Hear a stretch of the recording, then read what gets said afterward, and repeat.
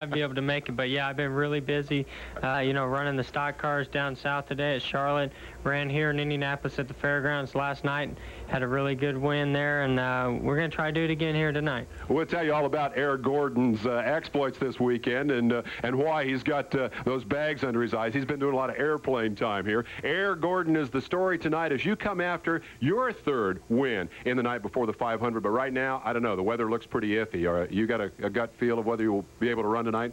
Well, I think so. You know, I've been pretty fortunate with the rain here lately. So, you know, if it's up to me, I think we'll get it in. It looks like they've got all the trucks out there and the equipment to dry the track off right now. So it might have died down a little bit, but you know, I think we're going to get it in. Whether we got to wait a while or not, I think we'll get it in. And right now, the Diet Pepsi midget is just really running fast. Now, we talked to Raleigh before we dragged this guy in out of the rain here to make sure, Raleigh Helmling, of course, is the car owner, to make sure that we could have you for a little bit. You're ready to just jump in, belt up, and go to work, right? Yeah, Raleigh's got the car ready to go, and I tell you what, when he prepares a car, he really knows how to prepare it.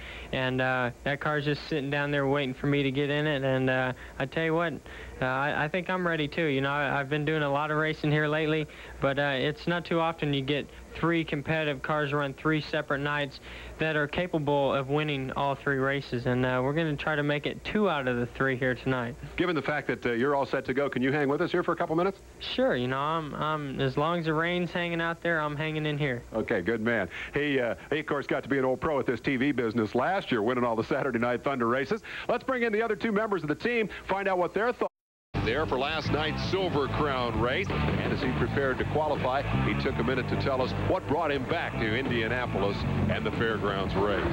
I just really enjoy these cars, and they're the kind of cars and the people that got me where I am today with the stock cars, and I'm just really having a lot of fun with it and just try to do our best. And you know, we've got 3 competitive race cars that are capable of winning 3 different races, and I don't think you get that opportunity too often, so we're going to make the best of it. Well, we all know that Eric Gordon flies on the ground, on the racetrack, as well as in the air. It was twilight as he went out to qualify. First step toward what he hoped would be a 2nd straight USAC Silver Crown win. Versatility, clearly one of this kid's strong suits. He hadn't been in this car since February when he won the opener, but lo and behold, 10 o'clock last night, Central Time, he drove her into victory lane. A.J. Foyt, the promoter of the race, 15,000 people on hand. A great way to kick off a triple-header weekend for Jeff Gordon as he remains undefeated in the Silver Crown division. But no time to waste, an hour to celebrate,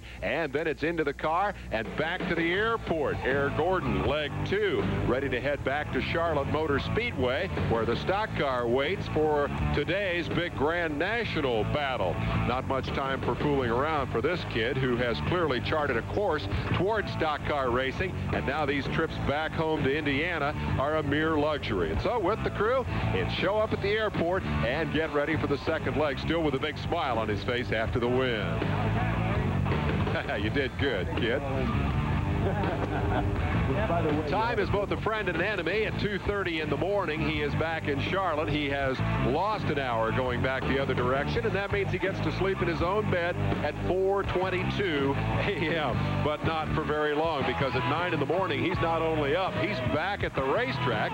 This is Charlotte Motor Speedway. Breakfast is Kentucky Fried Chicken, and is that a little bit of sleepiness that we see in those eyes as the kid prepares for today's Grand National battle.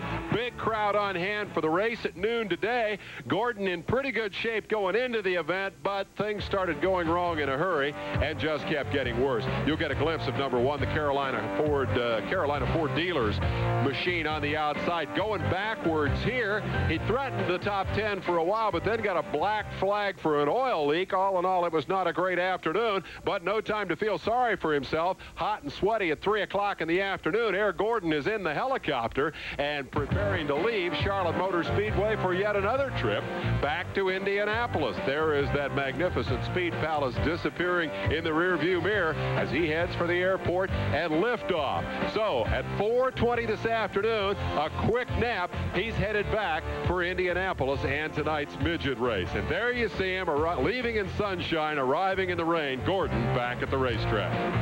Hey, been watching himself on television. You got to be just whipped. Are you really that tired? Well, I've been drinking a lot of Gatorade here and a lot of Diet Pepsi, and really, I'm not too bad right now.